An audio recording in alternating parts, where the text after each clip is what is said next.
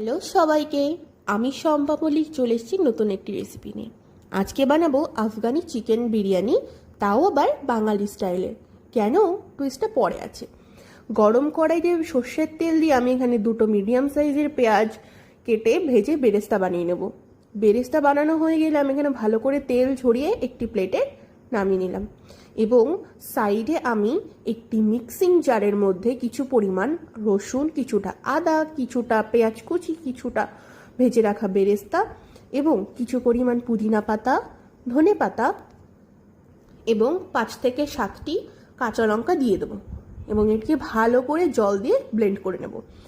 Blend করা হয়ে গেলে আমি এখানে একটি বাটির মধ্যে কিছু পরিমাণ চিকেন, কিছুটা সবজি, এখানে আমি গাজর, ক্যাপসিকাম, বিনসের ইউজ করেছি এবং ওই বেটে রাখা মশলা 2 টেবিল স্পুন দিয়ে দেবো। তারপর আমি এখানে 4 টেবিল স্পুন দিয়ে দেবো টক দই দিয়ে ভালো করে মিশিয়ে নেব। ভালো করে মেশানো হয়ে গেলে আমি এখানে স্বাদ অনুযায়ী দিয়ে দেবো কিছু পরিমাণ লবণটা আপনারা আপনাদের স্বাদ অনুযায়ী দেবেন এবং 1 ঘন্টার জন্য ম্যারিনেট হতে রেখে দেবো। এবার সেই বেরেস্তা ভাজা তেলে কাঁচা লঙ্কা ফোড়ন দিয়ে ম্যারিনেট করে রাখা চিকেনটি দিয়ে দেবো। ভালো করে কষানো হয়ে গেলে দিয়ে দেবো ভেজে রাখা আলু। হ্যাঁ, এটাই সেই টুইস্ট, বাঙালির আবার বিরিয়ানি আলু ছাড়া হয় নাকি।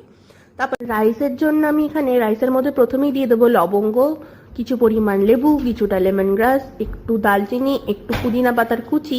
এবার ভালো করে এটিকে মিক্স হয়ে রেখে দেবো।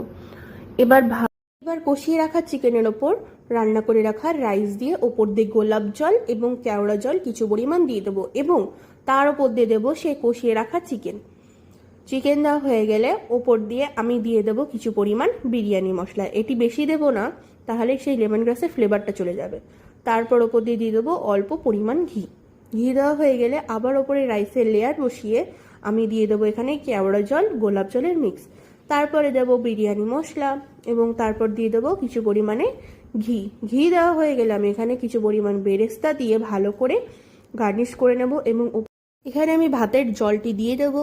এতে ভাতে একটি সুন্দর ফ্লেভার আসবে এবং ভাতটি জুসি হবে, খড়খড়া হবে না। এবং ওপর দিয়ে গার্নিশিংয়ের জন্য আমি এখানে কিছু পরিমাণ পুদিনা পাতা, কিছুটা ধনে পাতা দিয়ে 20 থেকে 30 মিনিটের জন্য দম দিতে রেখে দেবো। দম দেওয়া হয়ে গেলে আপনারা দেখতেই পাচ্ছেন এটা ঠিক কতটা সুন্দর হয়েছে এবং এটির গন্ধ খুবই সুন্দর বেরিয়েছিল এবং খেতেও খুব টেস্টি হয়েছিল। আপনারা এটিকে বার্থডে, ফ্যামিলি ফাংশন এবং যে কোনো কিটি পার্টিতে বানাতে পারেন। এটি খুবই লাইট ওয়েটের বিরিয়ানি, যেটা বাচ্চা থেকে সবাইকে জন্য অসংখ্য ধন্যবাদ। কেউ কিন্তু সাবস্ক্রাইব করতে ভুলবেন না।